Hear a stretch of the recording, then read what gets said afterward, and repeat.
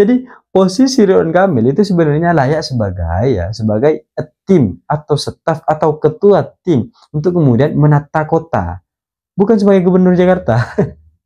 Dari latar belakang yang ada, ya itu yang lebih baik kayaknya gitu. Kalau dia pengen menata kota gitu kan, ya sudah jadi bagian staf menata kota atau tim yang banyak bacot dan tidak ada isinya misalnya. Itu siapa?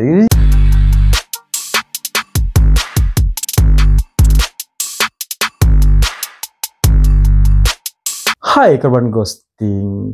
Ketika proses PDKT, kita memang akan selalu mendengar, dapat menerima kalimat-kalimat indah yang dilontarkan oleh sang kekasih agar diri kita semakin yakin bahwa mereka atau dia adalah kekasih yang tepat. Hal ini sama dengan proses Pilkada DKI Jakarta yang hari ini telah terlaksana debat perdana terkait calon-calon gubernur yang kemudian berkontestasi dalam Pilkada DKI Jakarta gitu kan.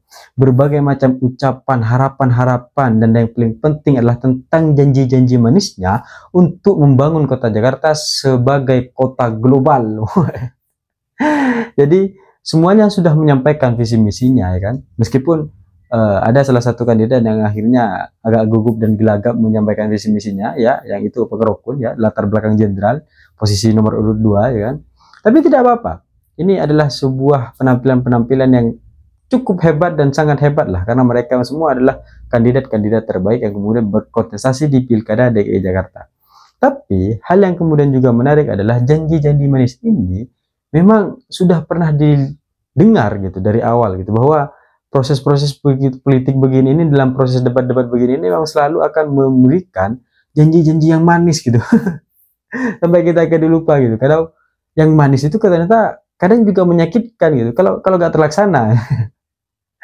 Kita diberi janji-janji manis tapi akhirnya ya percuma dan sama saja gitu kan. Seperti yang diucapkan oleh Pangerekun bahwa kita sudah tidak butuh lagi teori tapi kita butuh aksi nyata, bukan untuk lagi didiskusikan. Sedangkan Ridwan Kamil mengatakan bahwa dari awal ya ketika ada persoalan masyarakat dia nanti akan didiskusikan lagi kan, kemudian diselesaikan persoalannya bagaimana seperti apa itu. Tapi proses untuk kemudian menuju kota global ini kan ada banyak tahapan, ada banyak kriteria gitu kan. Dan ada salah satu janji yang kemudian menarik ketika dikatakan bahwa yang paling penting dalam proses ini adalah tentang pembangunan sumber daya manusia gitu. Bahwa sumber daya manusianya ini harus dibangun, harus bahagia gitu. Bahkan tingkat kesetresan ini harus dijaga. kita jadi melihat dan kita jadi ingat, dan saya jadi ingat kalimat dari Ahok yang mengatakan bahwa proses debat kali ini ataupun proses pertarungan pilkada kali ini nih cukup dan sangat lebih daripada proses yang kemarin tahun-tahun lalu gitu. Karena kalimat-kalimatnya ini akan menjadi kalimat yang semakin indah gitu.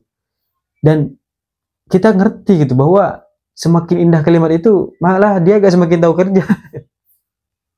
Jadi dulu itu kan terjadi ya perdebatan di mana ada berbagai macam lontaran kata-kata yang indah gitu kan, analogi-analogi, alibi-alibi, alasan-alasan yang akhirnya merujuk pada satu kata, pada satu kalimat, dan kita percaya gitu bahwa itulah kebenarannya gitu. Meskipun ya itu hanya hayalan yang kemudian ada dalam pikiran kita digiring untuk kemudian memahami makna kalimatnya, tapi nggak pernah kita merasakan apa yang kemudian diucapkan gitu.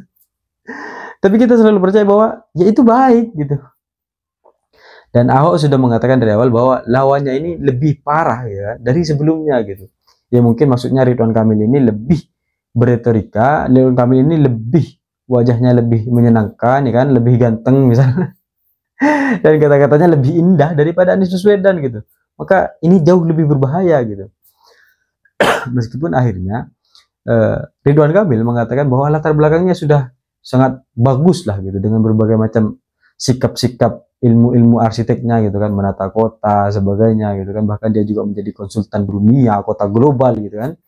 Rasanya memang posisi Ridwan Kamil cocok sebagai staf atau sebagai penasehat untuk kemudian menata kota, bukan sebagai pemimpin gubernur.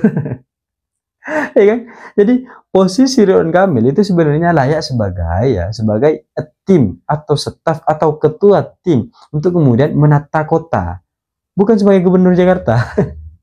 Dari latar belakang yang ada ya itu yang lebih baik kayaknya gitu. Kalau dia pengen menata kota gitu kan, ya sudah jadi bagian staf menata kota atau tim untuk menata kota Jakarta gitu. Gak usah di posisi gubernur gitu. Yang gubernur biar yang paham kebijakan, ya kan? Yang gubernur biar yang paham budaya gitu kan. Karena Ridwan Kamil kan nggak terlalu paham soal budaya yang ada di Jakarta gitu kan. Beda dengan orang-orang yang memang sudah ada di Jakarta, kan begitu aja sederhananya gitu. Maka ketika kemudian ada berbagai macam wacana-wacana atau rencana-rencana terkait memajukan budaya, melestarikan budaya gitu, Ridwan Kamil belum tentu tahu gitu. Maka sudahlah, biar yang tahu itu yang kemudian memimpin dan bisa membuat kebijakan untuk kepentingan rakyat Jakarta gitu. Maka proses-proses perhatian ini terhadap politik-politik yang kemudian sudah disampaikan visi misinya perlu diperhatikan dengan baik, sehingga kita dapat melihat bersama bahwa ternyata gitu yang banyak bacot dan tidak ada isinya misalnya itu siapa, itu bisa kita lihat gitu.